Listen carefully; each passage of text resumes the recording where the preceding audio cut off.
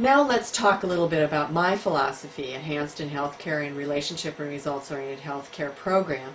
What is our philosophy of nurses as healers? I believe that healthcare is a series of unique, private moments in which we make contact with the person who's requesting our care. And these moments of healing are the building blocks of health. Within that space, that instance of connectedness and presence and authenticity with another individual, that's where the healing magic occurs. The quality of those moments of connectedness, those, I believe, are the safe and sacred spaces of healing. And those relationships that we have with our patients and families are the core of our practice. We certainly have need of establishing excellence in our relationships with each other as colleagues as well, and with our other interdisciplinary team members. There are three major elements to relationship and results-oriented healthcare. Many of you, this is a review. And so we'll just go over it in enough detail so people remember what those elements are and what the 10 steps are and what that will achieve in terms of outcomes. So, what are the interventions? Again, what are the outcomes? We must know our patients. We must be able to have those times of healing so we understand what results they're looking for, what their short and long-term goals are, what their priorities are. And then, once we know that, we can do critical thinking and problem solving to get to those preferred outcomes. And we must work with our other team members to help those patients get to those outcomes or results and priorities. And we use a bundle of 10 best practices to get there. So what we have in front of us is the example of the three elements, and then this graphic shows the 10 steps in a graphic form. So there are 10 steps here, and so let's say we start with 7 a.m. on a nursing unit. We make our assignments based on the patient and family's 4 Ps, so the purpose, picture, plan, and part. Purpose, picture, plan, and part. And that means we must know them well enough to know them individually and what results they're looking for short and long term. We also then, in any of our handoffs, whether it's between shifts or between areas of practice or areas of the continuity of care, whether it's from a department to a department, ICU back to med-surg, that our shift reports and handoffs have to be able to incorporate the 4 Ps for that patient so that nothing gets lost, so nothing falls through the cracks, because we know this is one of our places that we have patient safety issues. We're going to then plan with the team and give initial direction about how the shift will go, so that we make sure that if we're working with assistant personnel that we include checkpoints and timelines for them and a debriefing time toward the end of the episode of care. What we've done in the RROHC program is we've incorporated the steps of delegation and supervision so that nurses have a template or a shared mental model to use in order to be effective leaders at the point of care. So we're planning with the team what that shift is going to look like and how we're going to communicate with each other. And then we're going to be doing some kind of introductory rounds. You can combine these if you actually do shift handover at the bedside in an acute care setting. But we're going to set up how we're going to be doing rounding and how we're going to be reconnecting with our patients as well as with each other. We're then making sure that the RN is able to do that focused interview, that healing moment time at the bedside, at eye level, talking about what results the patient and family or family want to achieve, short and long term. And that plan then is communicated to everybody else on the team, assistant personnel, people at the point of care, and has to be also communicated with the interdisciplinary team members. So interdisciplinary rounds are up there as well. We have our checkpoints with our assistant personnel incorporated before and after breaks and throughout the shift. And we must set up then at the end of the shift that time for the debriefing. Certainly what happens after an airline flight, we can do it too. 3 to 5 minutes. What should we have done differently if we'd had the same assignment? What would you suggest I do differently? This is my suggestion. What could we tell the next shift that's important for them to know? And then that information is then sent on to the next episode of care. Whether you're working in an ICU setting or a home health or public health setting, these same concepts apply. And we have specific tools that will help with that. So if we're going to look at the results that the relationship and results-oriented healthcare program is able to achieve, we see that these are all things that cannot be achieved without these other steps happening at the point of care. We cannot have staff engagement if people don't know what results they're trying to achieve with the patients, and that they are a part of those results and they know they make an impact. We cannot have patient satisfaction if they're treated like a slab of meat on the bed. It's only if there's a real individual connection and the patients know that they are cared for. Safety. If you don't know your patient, things happen that aren't the right thing for that patient. Quality outcomes. What results looking for? Avoiding pressure ulcers, other nurse-sensitive indicators, falls with injury.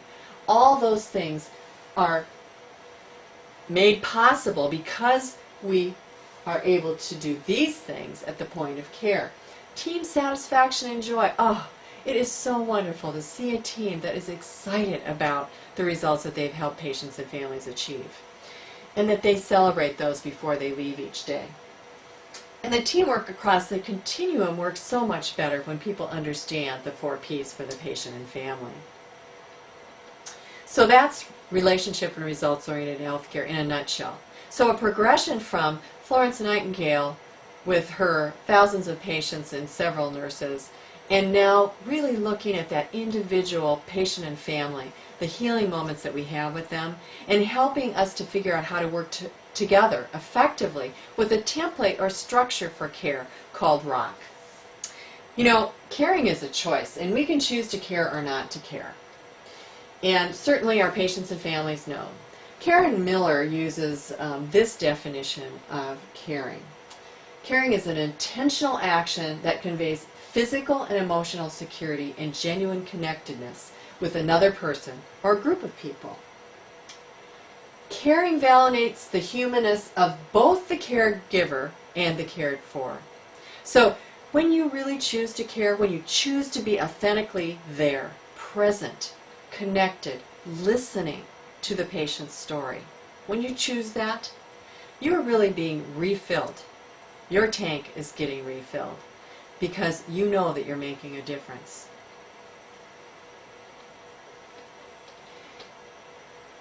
Florence Nightingale said this as well. She said, all hurry or bustle is peculiarly painful to the sick.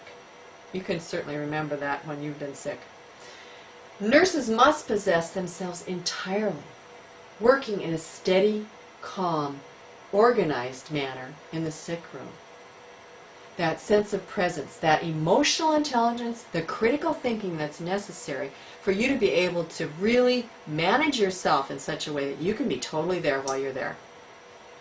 To really understand, listen, be there. Don't be thinking about all the other things you got to achieve or do that day or that 10 minutes. Because if you are, you really can't pay close attention to what's happening with that particular patient. So the relationship touchstones that I offer you to reflect on. That you first must make the decision to care. You have to be able to learn how to center yourself and let go of those other things that are bothering you. That you're able to learn how to listen with a focus on that individual patient and or family member, but listening with compassion and caring. That communication then that you use helps guide them, asking the questions that are necessary to help them think about what is most important to them right now as an individual. What is it they need now or within the next 10 minutes or 15 minutes or 8 hours or 12 hours. And then making sure that you can listen to their story, because that story, listening to that story is a part of the healing process. Florence Nightingale said something else that I'd like to share, because we're all struggling with trying to create a better healthcare delivery system right now. She said, no system can endure that does not march. Are we walking to the future or to the past? Are we progressing or are we stereotyping? Remember that we have scarcely crossed the threshold of uncivilized civilization in nursing. There is much to do. Don't let us stereotype mediocrity. We are still on the threshold of nursing. I believe we are still on the threshold of nursing today. In the future, she says, which I shall not see, for I am very old, may a better way be opened.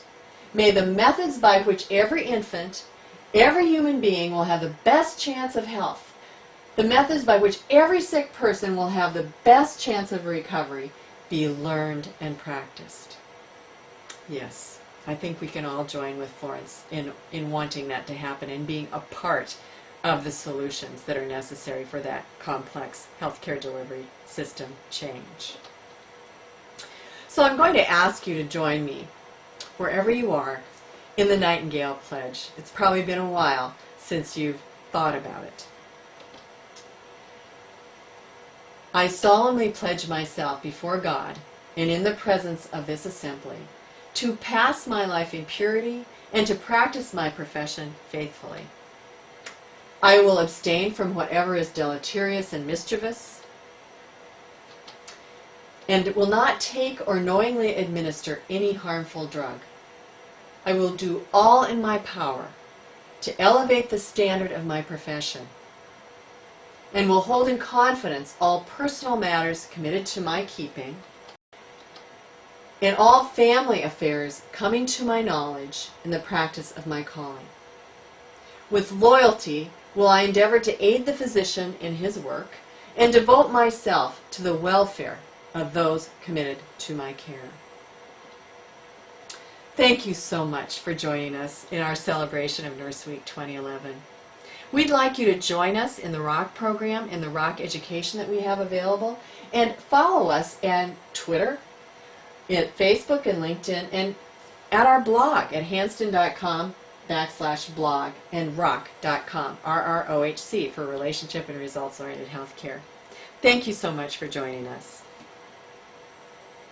When the clock strikes 2, 3 and 4.